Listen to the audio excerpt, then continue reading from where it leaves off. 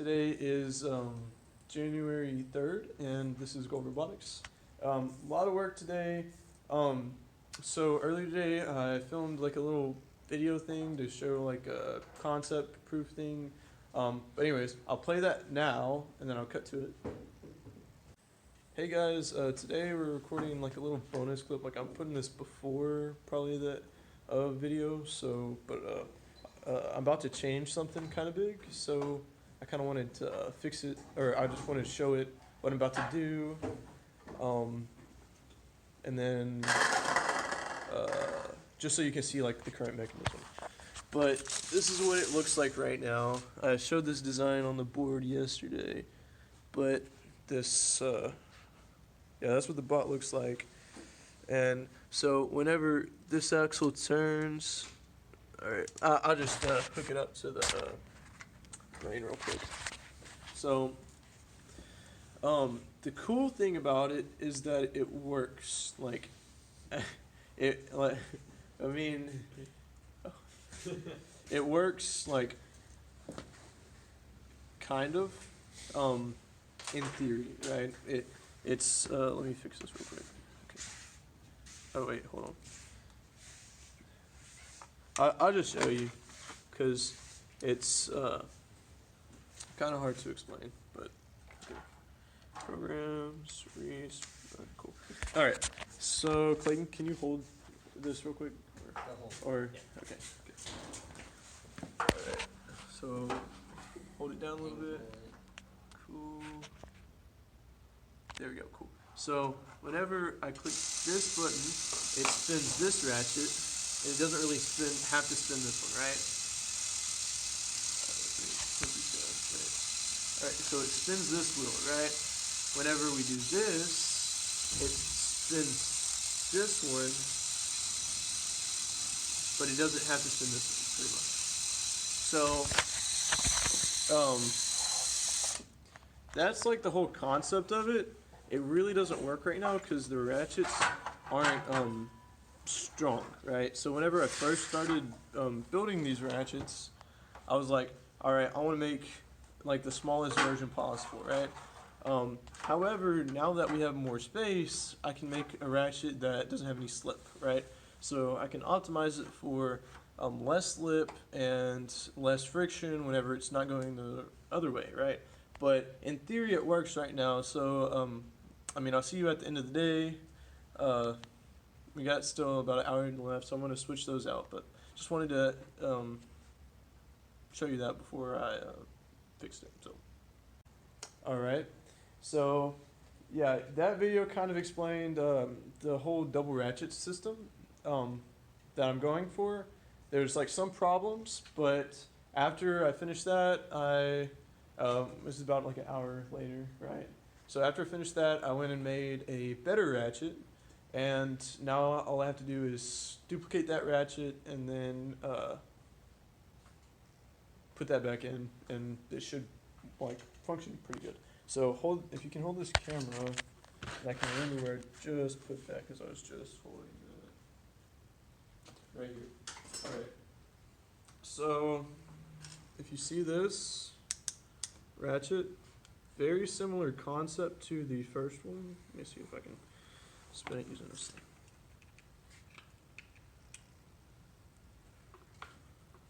All right, very similar concept to the first one, except I'm using a sprocket instead of a small gear, and so you get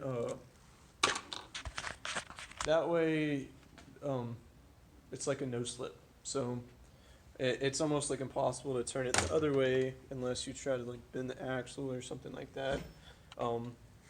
And you know, it will just ratchet at that point. So, yeah, that's my progress today. I got all the stuff ready just to pick it up and go. Reese. Okay. We've been working for 8 hours today, so our brains are kind of fried. We got here at 8 o'clock this morning and haven't stopped working since. So, the work I can show for today is that, where did I start on? Your ceiling.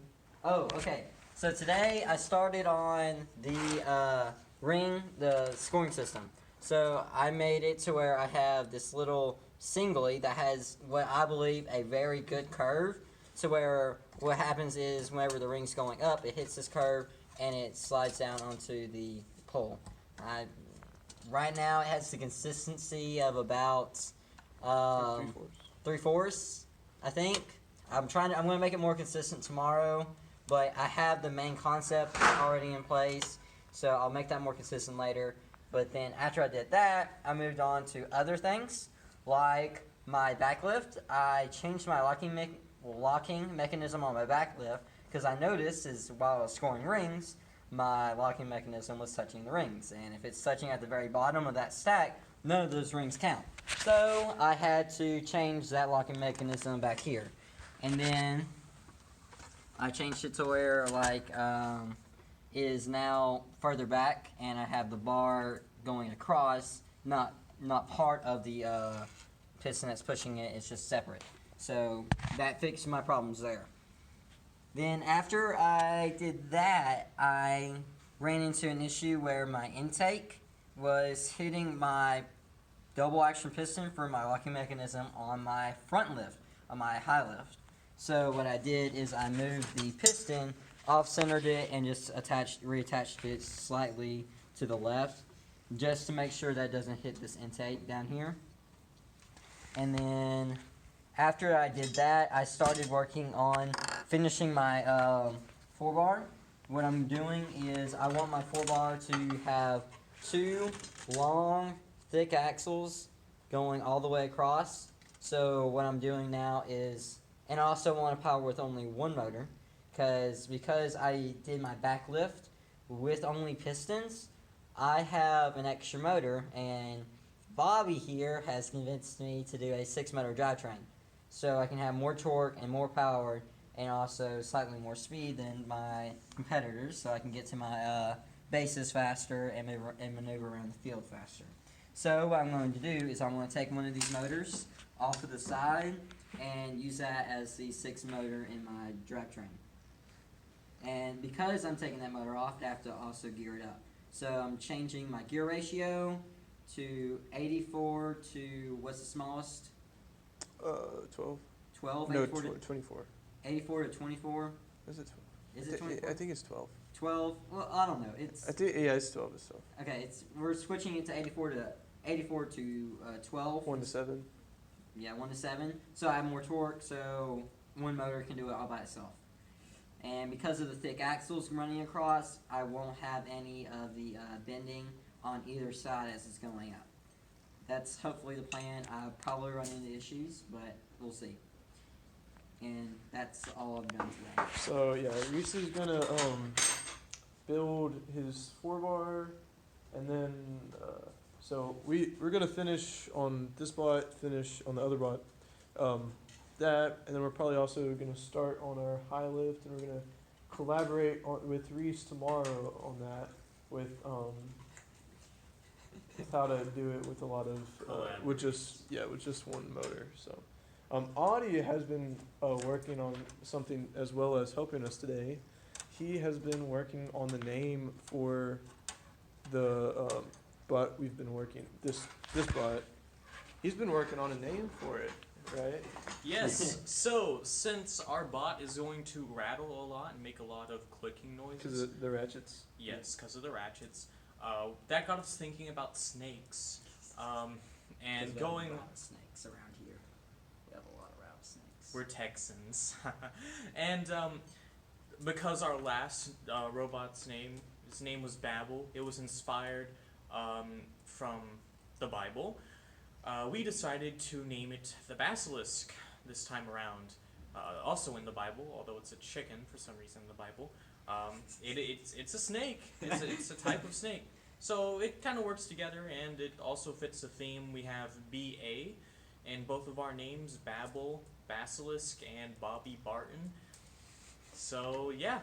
So yeah, new name for the bot, and it's gonna be like super threatening when we go up to other bots and then they just hear it rattling. It's like, what's wrong with your bot? It's like, oh, that's just it. So It's a ticking time bomb. yeah, it's not. We're gonna have to explain to people it's not. It doesn't bomb. make it bomb. Anyways, that's anyways, so that's it for today. We'll see y'all tomorrow. Pull another long day tomorrow. So, long video today because I had that little insert and then a lot of stuff because it's a long day. So, anyways, see y'all tomorrow. See ya. Bye. Bye.